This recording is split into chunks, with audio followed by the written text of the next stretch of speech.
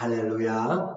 아멘. 오늘부터 이 에베소서를 통하여서 하나님의 교회의 영광과 하나님 안에 있는 놀라운 은혜를 우리 같이 보는 귀한 시간을 갖기를 원합니다. 오늘은 그 첫 번째 시간으로 성경의 대헌장이라는 주제로 같이 말씀을 나누겠어요. 우리에게 주신 성경은 사람의 말과 글로 되어 있지만 하나님이 성령의 감동하심을 입은 자들로 말미암아 기록된 하나님의 말씀입니다. 그리고 그 말씀은 살았고 운동력이 있어서 우리의 영과 혼과 관절과 구슬을 찔러 쪼개면서 우리 안에 모든 것들을 다 드러내고 하나님의 뜻을 나타내는 일들을 하게 돼요. 그래서 이 에베소서를 통하여서 우리가 하나님의 그 영광스러운 뜻이 무엇인지를 하늘 위에까지 우리를 끌어올려서 보게 만드는 놀라운 하나님의 지혜와 또 계시의 책입니다. 그것을 여러분이 잘 들으면 하나님께서 주시는 그 진리의 믿음 안에 든든하게 서게 되고 교회가 든든하게 세워질 줄로 믿습니다. 바울 사도가 고린도에서 이렇게 편지를 쓰고 이제 시간이 흘러서 그가 로마로 압송을 하게 되었습니다. 잡혀서 가게 되었어요. 그곳에서 1차로 로마의 감옥에 투옥된 상태에서 그가 이 편지를 쓰게 되었어요. 그래서 그가 감옥에 갇혀 있지만 그의 마음은 무엇으로 항상 가득 찼다고 그랬어요? 교회로 가득 찼다고 그랬어요. 할렐루야. 우리의 마음이 어디가 있든지 저 떨어져서 어디에 있든지 또 심지어 감옥에 있을지라도 또 여러분이 병원에 있을지라도 어디에 있든지 간에 우리의 마음에 교회가 있는 사람은 시험 들지 않습니다. 교회가 있는 사람은 믿음이 식어지지 않습니다. 마음이 교회에 가 있는 사람은 그 사람은 주님을 분명히 사랑하는 사람입니다.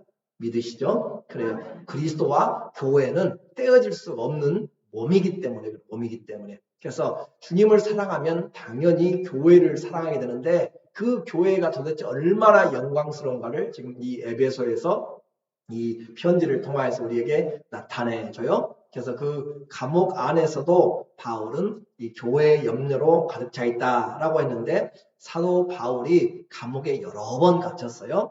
여러 번 갇혔는데 가이사라에서도 한 2년 동안 갇혀 있었고 로마로 가서도 또 갇혀 있는데 바울이 1차적으로 로마에 가서 갇혀 있을 때 편지를 쓴 것을 우리는 옥중서신이라고 그렇게 표현을 해요.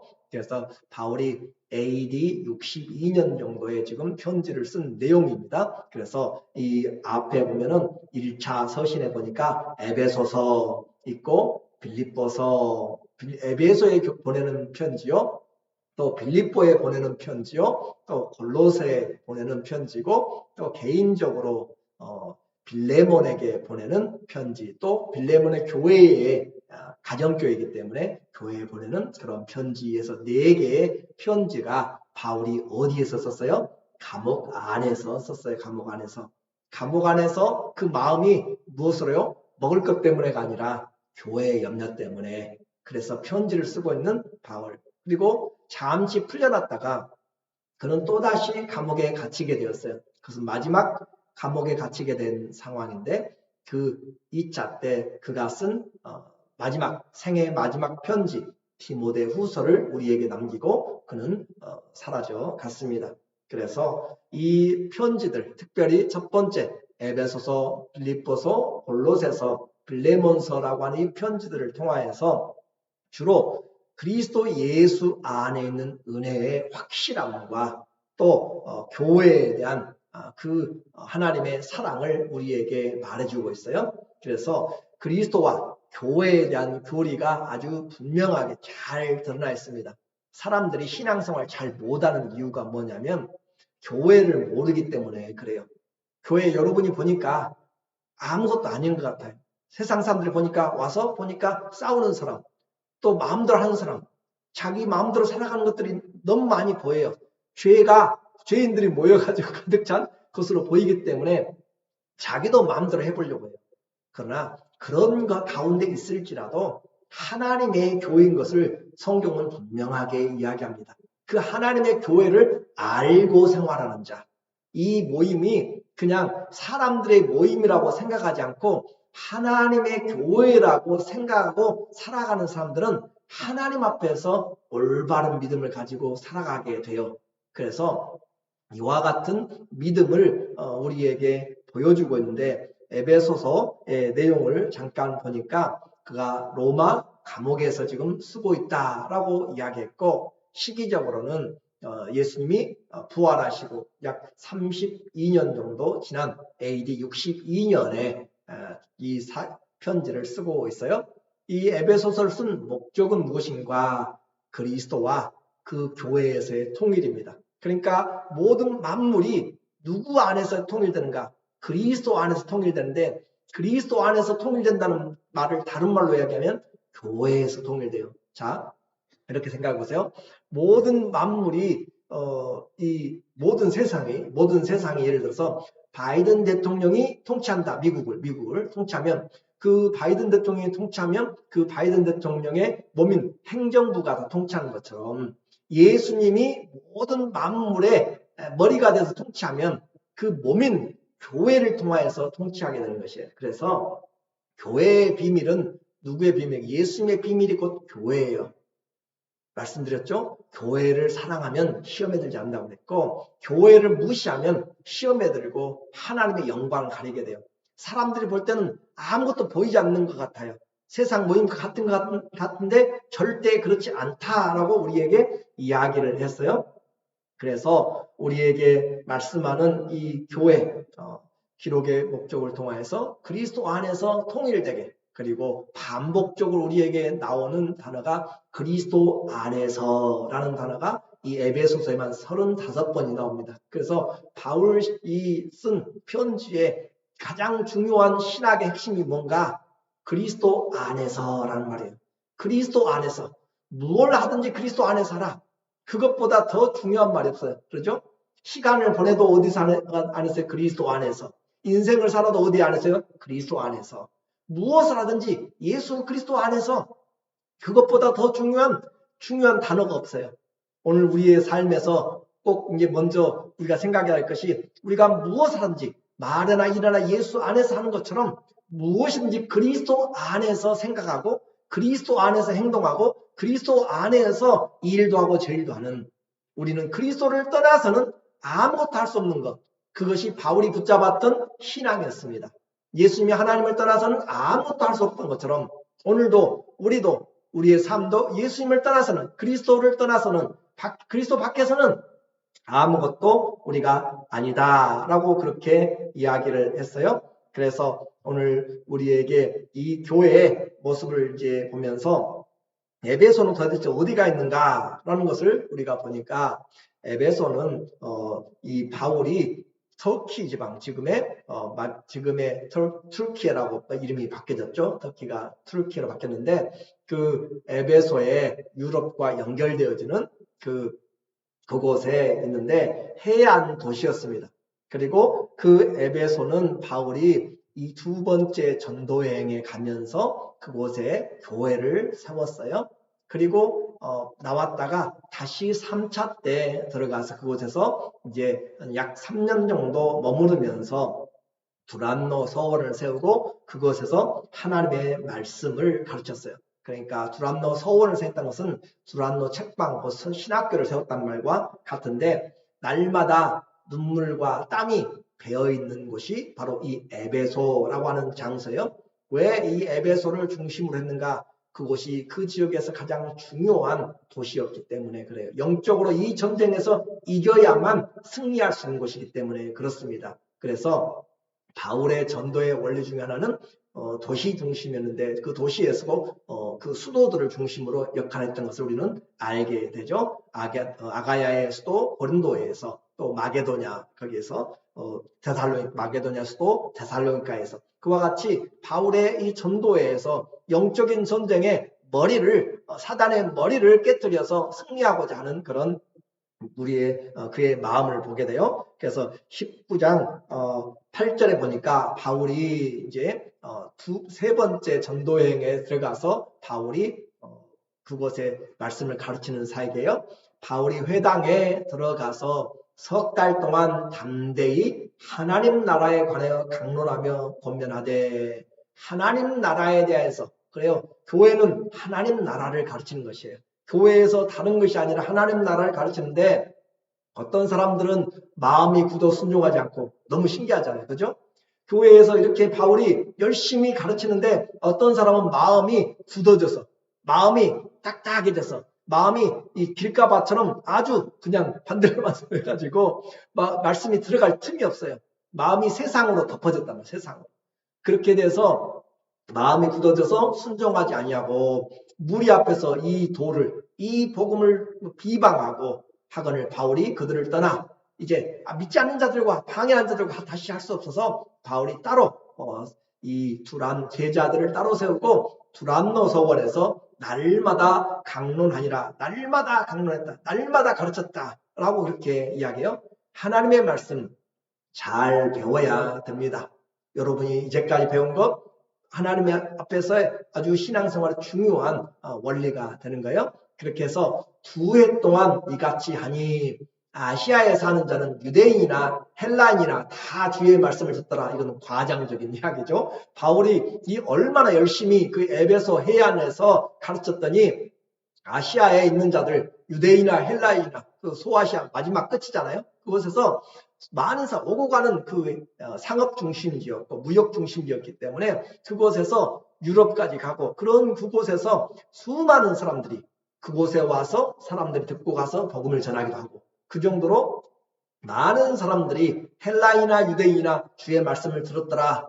에베소 하면 바울이 하나님의 나라를 가르치는 곳이다 라고 할 정도로 소문이 났다라는 그런 열정이 있는 것이에요. 그래서 이와 같이 바울이 복음 전도의 전초 기지가 되었던 것이 바로 에베소였습니다.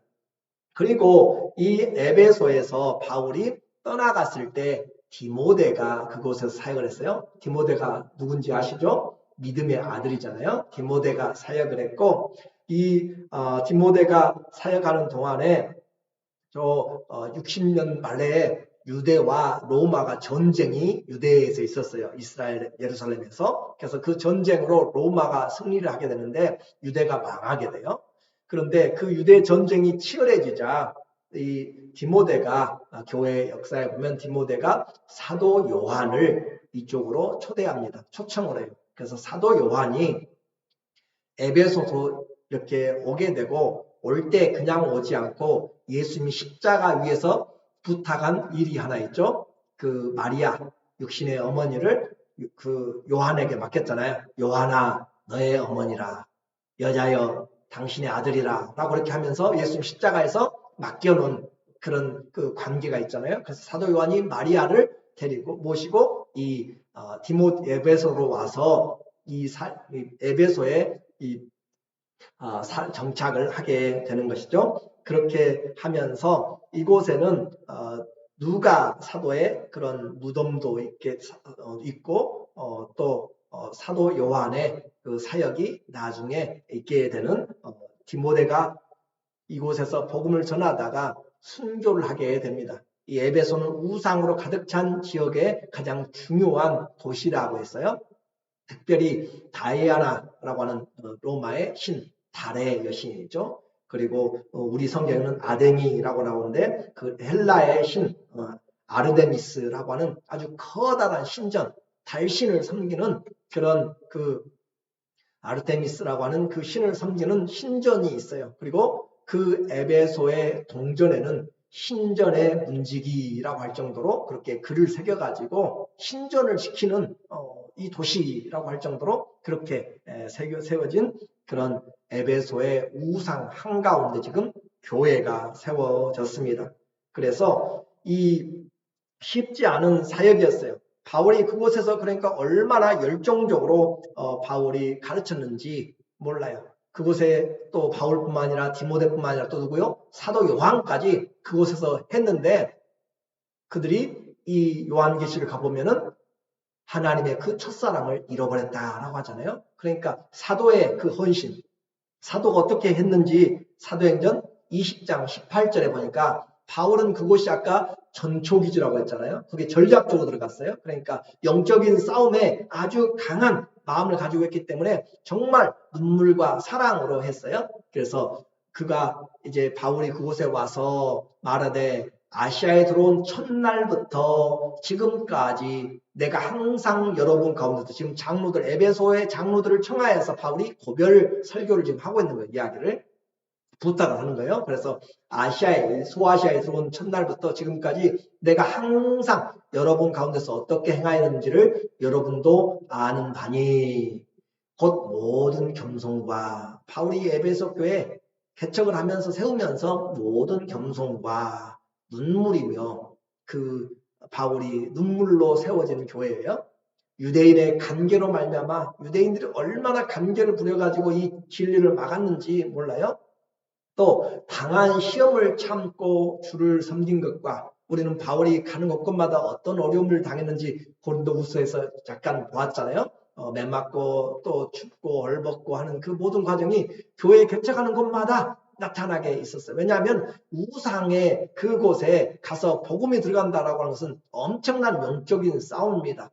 그렇기 때문에 그와 같은 그리고 섬긴 것과 유익한 것은 무엇이든지 공중 앞에서나 각 집에서나 거리낌 없이 여러분에게 전하여 가르치고 바울은 그렇게 핍박을 당하고 어려움을 당해도 그가 전하야겠다 생각되는 것 하나님의 복음을 위해서 유익하다고 생각되는 것들은 어떤 눈치도 보지 않고 공중적으로 대중적으로 아니면 무슨 일을 하든지 반드시 전했다라고 하는 거죠.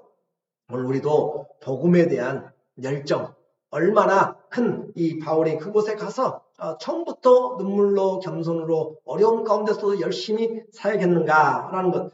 그런데도 불구하고 이 소아시아에서 가장 큰 우상의 기지가 있는 에베소는 영적인 전쟁터 자체였습니다.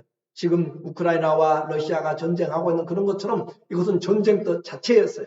그러니까 틈만 나면 소요가 일어나면서 또 교회 회당을 들닥치고 잡아가고 하는 그런 가운데서 이 디모데가 그들의 축제 이 그리스도의 복음을 전하다가 그 폭도들에 의해서 돌에 맞아서 그 디모데가 순교를 하게 되었어요. 그것이 AD 80년 정도 기록에 의하면 그렇게 죽게 됩니다. 이와 같은 상황에서 바울이 그 영적인 전쟁을 누구보다도 더 잘 알기 때문에 그곳을 떠나면서 또다시 강조하면서 남기고 그들에게 꼭 부탁을 해요.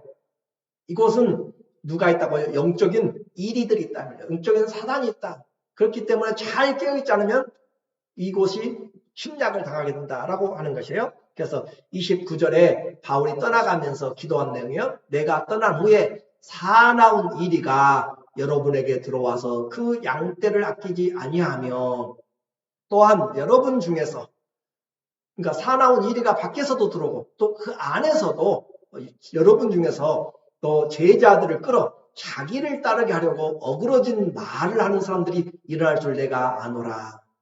교회에 세상 사람들이 봤을 때 그러니까 하나님의 교회를 잘 알지는 못하는 것이 교회가 얼마나 중요한데 그곳에 어떤 세상적인 싸움들이 지금 있는지를 우리에게 말해주고 있어요. 그래서 바울은 이와 같은 말을 남기면서 이 교회 잘 지켜라. 장로들에게 신신당부를 하고 그가 이제 모아진 그런 복음과 또 이 복음의 보고를 위해서 예루살렘으로 그가 가게 됐습니다. 그가 가는 곳은 그의 목숨을 걸고 유대로 들어가는 것이죠. 그렇게 해서 붙잡혀서 또 가이사라로 그곳에서 또 로마로 64년경에 그렇게 또 떠나가게 되는 거죠. 에베소에 그 감옥에 있으면서 에베소의 교회는 어떻게 되었을까라는 왜냐하면 그곳에 가장 큰 많은 시간을 들였잖아요. 그리고 가장 중요한 장소 중에 하나이고 어떻게 되었을까? 디모데는 잘 하고 있는가? 이런 생각을 하면서 에베소에 보내는 편지지만 실제적으로는 그가 이 모든 교회가 회람할 수 있을 정도로 그렇게 편지를 쓰게 되는데 꼭 들어야 할 모든 교회가 들어야 될 복음 예수 그리스도죠. 그리고 그 교회 대해서 오늘 그가 이야기를 하고 있습니다. 오늘은 그 서론의 부분이겠지만 가장 중요한 성경의 대헌장이 나타나고 있는, 그래서 에베소서는 6장까지 있지만 교회론의 본질이 담겨져 있어요. 자, 1장 1절에 문을 열면서 바울이 하나님의 뜻으로 말미암아 그리스도 예수의 사도된 바울은 에베소에 있는 성도들과 그리스도 예수 안에 있는 신실한 자들에게 편지하노니, 하나님의 뜻으로 그가 이 성도들이 바로 하나님의 앞에서 신실한 자들이다라고 하는 편지예요. 그렇게 해서 신실한 자들에게 편지하노니 하나님 우리 아버지와 주 예수 그리스도로부터 은혜와 평강이 너희에게 있을지어다. 이 편지를 쓰면서 어디서 쓰고 있다고요? 감옥에서 쓰면서, 편지를 쓰면서 이 은혜와 평강을 전하고 있는 바울의 모습을 여러분이 한번 생각을 해보면 좋겠습니다. 그가 나타내고자 하는 것이 과연 어떤 것인지, 바울의 인사말이에요. 성도들은 이 세상에서 살고 있지만 하나님의 자녀입니다. 그래서 하나님의 자녀들에게는 주님이 주시는 공급하시는 은혜와 평강이 있습니다. 그래서 바울은 그 안에 있어도 그 안에 하나님의 은혜와 평강을 그가 가지고 있고 누려야 돼요. 그것은 쉽지 않습니다. 감옥 생활 편하지 않죠? 그렇죠? 지금도 감옥 생활 편하지 않잖아요. 그런데 2000년 전에 그 감옥 생활 결코 쉽지 않은데도 불구하고 무엇을 잃지 않도록 하나님이 주시는 은혜와 평안을 잃어버리지 않도록 그는 무슨 싸움을 하고 있어요? 영적인 믿음의 싸움을 하고 있어요. 보이는 것은 그에게 배고픔과 추위와 무시당함과 아픔과 모든 수고죠. 그렇죠? 그런데도 불구하고 그 안에서는 누려야 될 것이 은혜와 평강이에요. 이것이 우리의 영적인 싸움입니다. 현실을 보면서 어떻게 은혜를 내가 잊어버리지 않는가? 현실을 보면서 어떻게 주님 주신 평강을 내가 소유하는가? 믿음은 가만히 있는다고 해서 우리에게 보장되지 않습니다. 믿음을 들으면서 내 것으로, 주의 말씀을 들으면서 평강, 에이레네로 내가 소유할 수 있어야 되는 것이에요. 그래서 주님의 은혜와 평강을 내가 가지고, 주님의 카리스 은혜와 주님의 에이레네 평강을 내 안에서 가지고 내가 누릴 수 있는, 그것이 믿음의 영적인 전쟁이에요. 오늘 우리에게 주어진 모든 환경에서 주님이 주신 것보다 더 큰 것이 없다는 것을 고백하는 것이죠. 이렇게 영적으로 우리는 그리스도 예수 안에 있는 신실한 자들입니다. 감옥에 있는 바울이 자유로운 에베소 사람들에게, 지금 신실한 자들에게 은혜와 평강을 지금 전하고 있어요. 교회가 가지고 있어야 될 것, 성도들이 환경이 어떠하든지 잊어버리지 말고 누려야 될 것, 은혜와 평강입니다. 이것은 우리 신앙 안에서 꼭 지키며 하나님 내게 주신 은혜와 평강을 내가 어떤 환경에서도 잊어버리지 않기를 원합니다 라는 그 기도가 우리에게 있어야 돼요. 한번 이제 그것을 생각하려면 바울이 묵상을 하는 거죠. 생각을 하는 것이에요. 예수 그리스도의 은혜, 하나님의 은혜가 얼마나 큰가, 그것을 한번 생각해 봐요. 우리 주님이 어떻게까지 이 은혜를 주셨는가.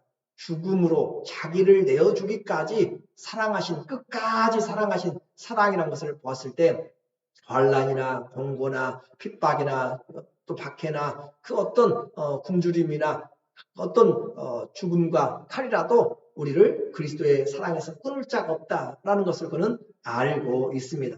그래서 주님이 죽음을 이겨내고 우리에게 주신 평강이기 때문에 이 세상에서 얼마나 귀한지 몰라요. 그 은혜와 평강이 너희에게도 있을지어다 라고 이야기하는데 거기서 멈추지 않습니다. 바울은 그 감옥 안에서 노래를 부르고 있어요.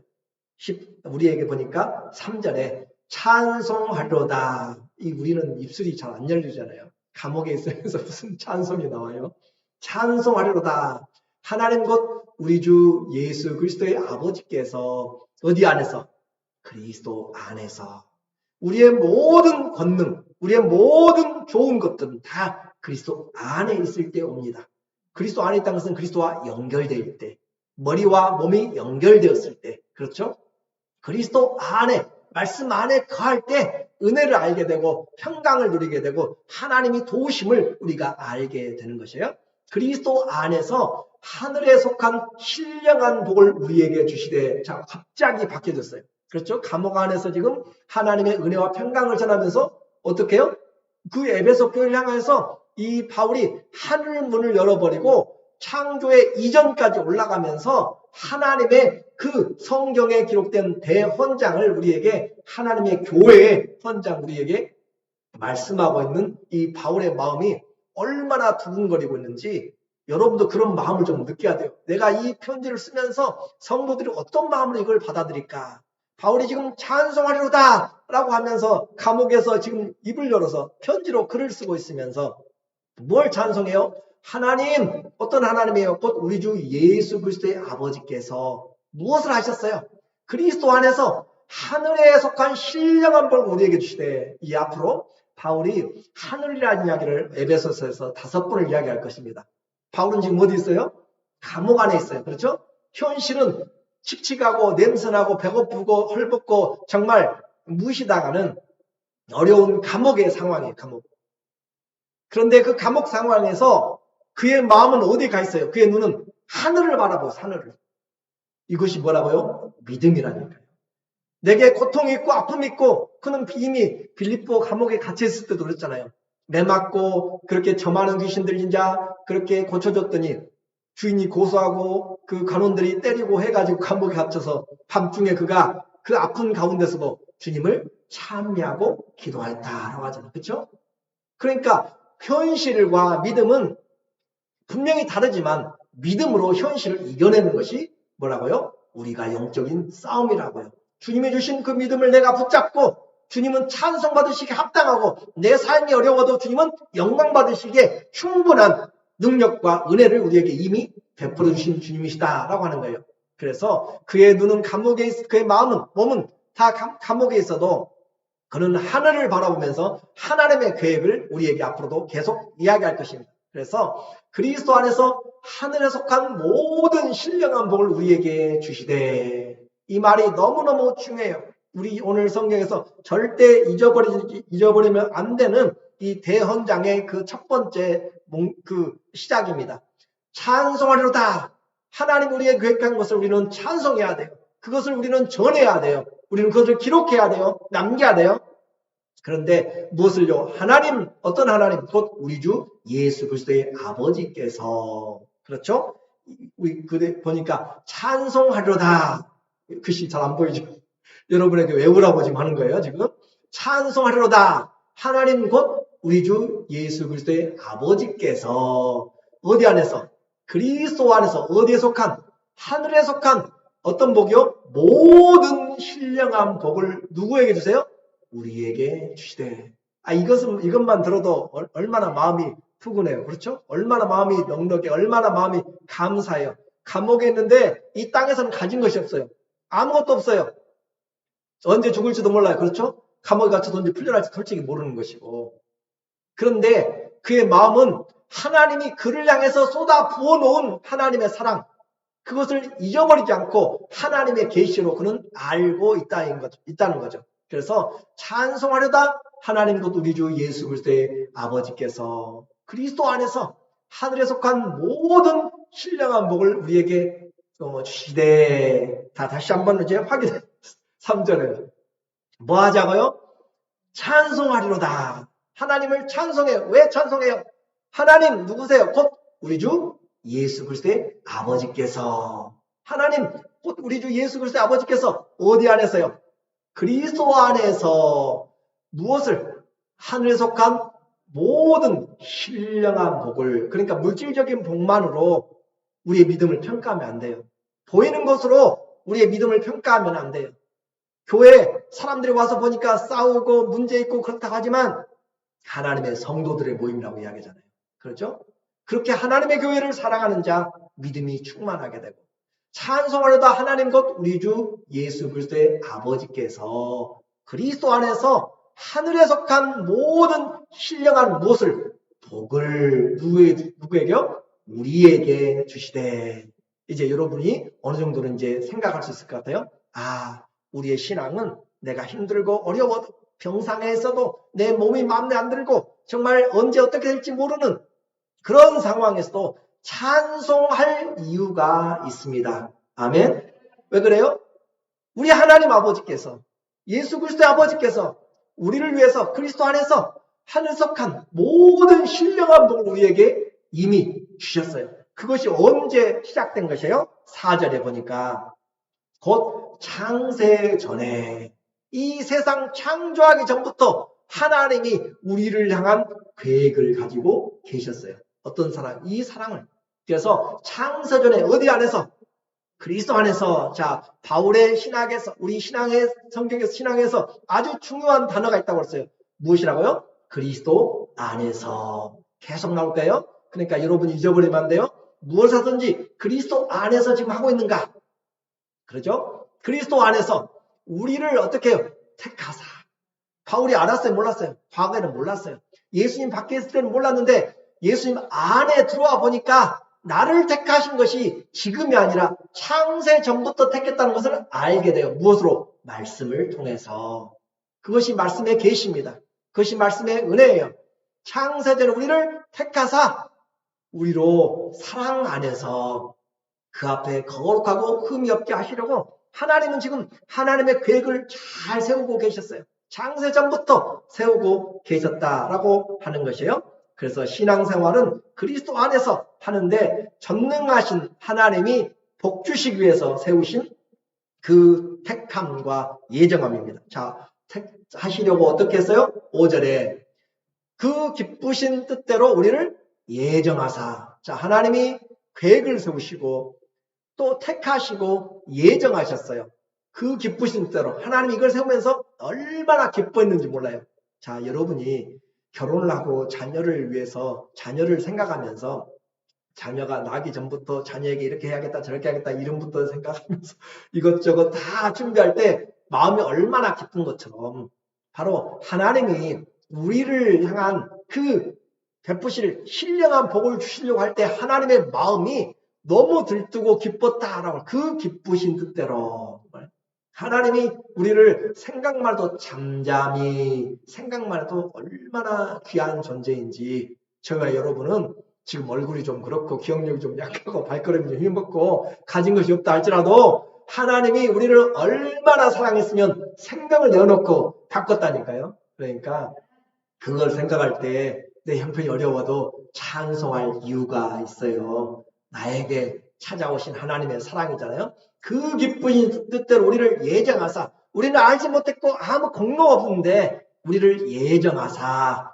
예수 그리스도로 말미암아 자기의 아들들이 되게 하셨으니 그러니까 그리스도 예수 없으면 우리는 아들도 되지 못하고 아무도 되지 못해요.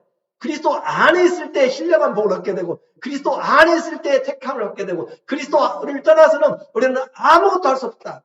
그런데 우리의 신앙이 예수님을 떠나서 무엇을 하겠어요? 예수 그리스도의 중심이라는 이 말은 그래서 교회의 중심과 동일하게 말씀 중심과 동일하게 우리에게 중요한 신앙의 그 표준이 되는 것이에요. 그렇게 해서 아들이 되게 하셨으니 결국 주님이 뭐 하시겠어? 6절에 보니까 이는 그가 사랑하시는 자 안에서 누구죠? 그리스도죠. 그렇죠? 그가 사랑하시는 자 안에서 그리스도 안에서 우리에게 거저 그냥 은혜로 그것이 카리스타 거저 공짜로 주시는 바 그 은혜의 영광을 찬송하게 하려 하는 것이라. 감옥에서 가만히 생각해 봐요. 그러니까 자기가 지금 뭐 하다가 지금 잡혀왔어요. 복음 전하다 잡혀왔는데 그 복음은 그냥 사사로운 복음이 아니에요. 하나님이 창세 전부터 계획하신 하나님의 은혜의 복음이에요. 영광의 복음이에요. 그걸 전하다 감옥에 왔고 그 일을 위해서 하나님이 지금 영광을 위하여서 준비하고 있다고 생각하면 얼마나 기쁜지 몰라요. 그러니까 빌립보서에 보낸 편지에서 기뻐하라 라고 그렇게 할 수가 있는 것이에요.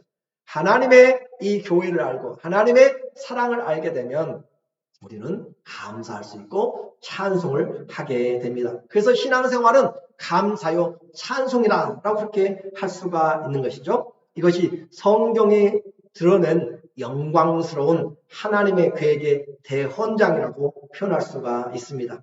감옥에서 울려 퍼진 하나님의 그 하나님을 향한 찬송에 확인을 해봐야 되는 것이에요. 그래서 확인을 해보니까 우리에게 하나님 아버지의 그 섭리의 대현장 어떻게 찬송하려다 하나님 곧 우리 주 예수 그리스도의 아버지께서 그리스도 안에서 하늘 속한 모든 신령한 복을 우리에게 복을 주시되 곧 창세전에 그리스도 안에서 우리를 택하사 우리로 사랑 안에서 그 앞에 거룩하고 흠이 없게 하시려고 거룩이죠.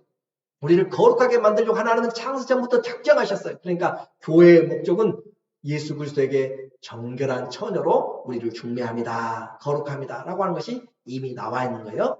그래서 그 기쁘신 뜻대로 3절, 4절, 5절인데 그 기쁘신 뜻대로 우리를 예정하사 예수 그리스도로 말미암아 자기의 아들들이 되게 하셨으니 상속하면서 아들들이 되게 하셨으니 그럼 우리가 해야 될 일은 우리에게 말하기를 6절이죠. 이는 그가 사랑하시는 자 안에서 우리에게 거저 주시는 바 그의 은혜의 영광을 찬송하게 하려는 것이라. 바울은 지금 이것을 하고 있는 거예요. 바울은. 감옥 안에 있지만 그는 찬송을 지금 하고 있는 것이고 그 은혜를 찬송하면서 이 찬송을 또 다른 사람들에게 전해야 되고 싶은 그런 마음을 가지고 있습니다.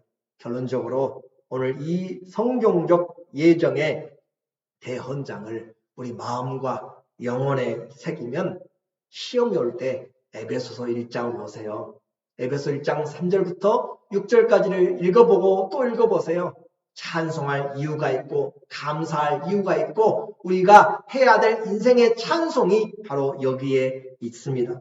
그래서 영광을 잊어버리지 않냐고 우리의 신앙을 회복시키는 말씀이 되는 것이고 우리를 향한 하나님의 그 사랑이 창세 전부터 시작되었고 완전하게 이루어질 것을 우리에게 어떻게 해요? 다음 시간에 보게 되는데 주님의 생명을 가지고 우리에게 약속을 하고 주님이 보증을 하신 것이 우리의 구원과 신령한 복의 약속입니다. 그래서 가난하고 또 아프고 또 힘들고 실패하고 낙심하고 그렇다고 해서 좌절하지 마시고 포기하지 마시고 우리는 하늘의 신령한 하나님의 모든 복을 받기로 택함받고 예정되었고 그리고 이것이 우리의 출생의 비밀이고 우리가 할 일은 한 가지예요. 그 은혜와 영광을 어떻게 해요?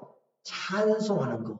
그래서 호흡 있는 자마다 다 찬송하는 것은 바로 그 하나님의 은혜를 말합니다. 이 얼마나 감사한 그리스도의 은혜와 하나님의 사랑인가요? 그래서 오늘 우리에게 이 큰 사랑을 베풀어 주신 우리 주 예수 그리스도의 아버지 하나님과 그 주님께 이런 찬송으로 하나님께 영광 돌리고 기도하기를 예수님의 이름으로 간절히 축원합니다. 아멘. 우리